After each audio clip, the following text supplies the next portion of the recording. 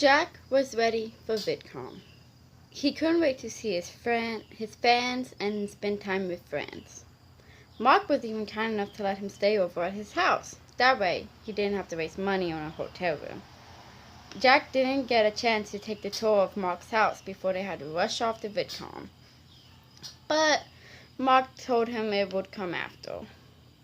The panel was spent laughing over a game of fun employed, and when it ended, Jack felt Mark's hand firmly grip his shoulders. Jack had been touched by Mark before, but this time it felt somehow different. Mark wasn't just touching him. It felt like more. Like he was trying to make a statement. Was it jealousy? Jack thought about addressing this development to Mark when the stagehands ushered them off the small stage. Then, by the time the signing ended and they were heading home for the night, the moment had been forgotten. The second Mark got home, he told Jack briskly, "Let me let Chica out, and then I'll show you to the spare bedroom." Mark headed down the hall quickly to open Chica's playroom. The panel had lasted longer than he had planned for. She was probably ready to explode. The second her door opened, she shot out, heading for the back door at first, until she spotted Jack. Then she had to make a brief stop to say hello to him. Once he put her out, he waved Jack down the hall. As they passed the rooms, Mark called them out for Jack. Chica's bedroom or playroom, my bedroom, the bathroom, my recording room. Half blocking another door, Mark pointed to the room across from it. Jack entered the spare room, shrugging off his bags, while Mark casually reached behind him to test the doorknob. Locked. Relieved, Mark stepped aside, sidestepped away from the door, telling Jack coolly, "I'm going to make dinner. Sound good?" Jack shrugged, unzipping his suitcase and shouting over his shoulder, "Or we can just order in. My treat." Mark waved a dismissive hand, shooting back at him. "You're a guest in my house. My treat." Mark headed down the hall, pulling out his phone in order to order in as he paced the kitchen. He had just pressed the end button when Jack came around the corner, asking curiously, "Mark, what is in the room across from mine?" Mark leaned his hips back against the counter, smugly telling Jack, the world's record sluttiest dungeon." Jack chuckled, asking playfully, "What does a world record sluttiest dungeon look like?" Mark only allowed himself a small smirk when he told Jack, "You want to see it? But be warned, when you enter, you'll be my slave."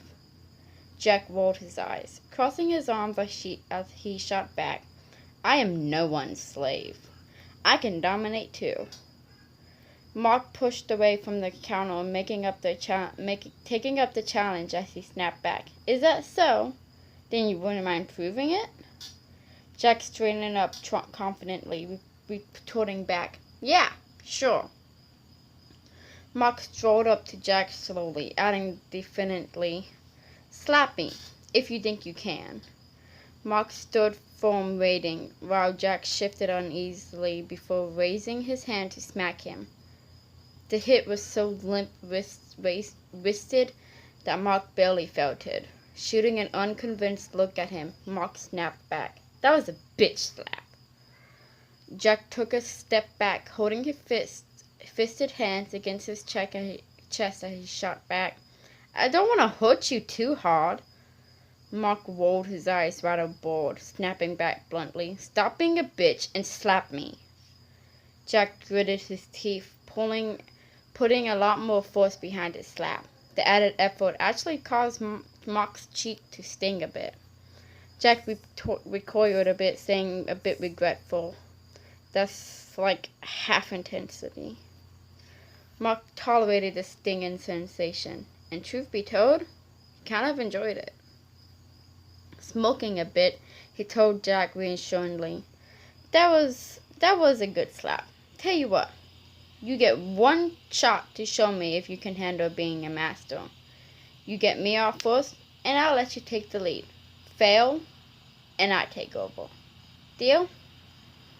Jack bit the tip of his thumb with a nervous smugness, nodding.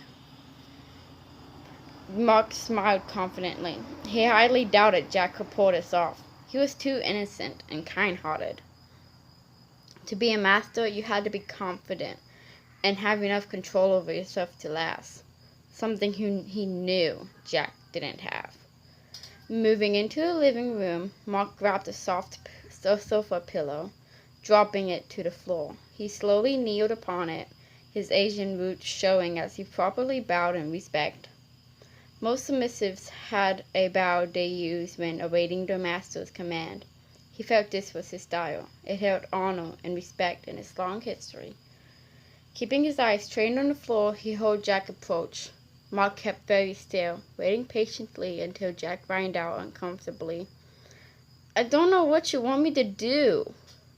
Mark chuckled softly, slowly raising up from his bow, saying curiously, "You're not even going to try to introduce me?" Jack pouted, rubbing his chest nervously as he muttered out, "You didn't exactly give me anything to work with." Grinning, Mark rose to his feet slow and steadily. He could see the uncertainty in Jack's baby blue eyes. When he approached, leaning in close to his ear, Mark whispered in a soft, smug tone of voice, "Then you lose. Now, let me show you how it's done." Mark didn't give Jack the chance to start backing away. Instead, he rushed in to heft Jack over his shoulder. Jack immediately started thrusting, yelling out in a mild frustration, "Wait, Mark, no! Give me another shot! That wasn't fair! Fuck!" Mark had to give Jack credit. What he lacked in brute force, he made up as an escaped artist. Jack did his best to squirm and wriggle, trying to slip from Mark's grip. Once or twice, he almost did.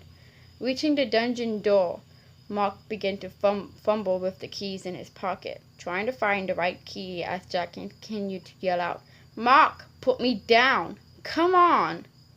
Mark quickly unlocked the door, tightening his grip around Jack's slender waist, telling him a little doggedly, "Nope, you had your shot. Now it's my turn." To be continued.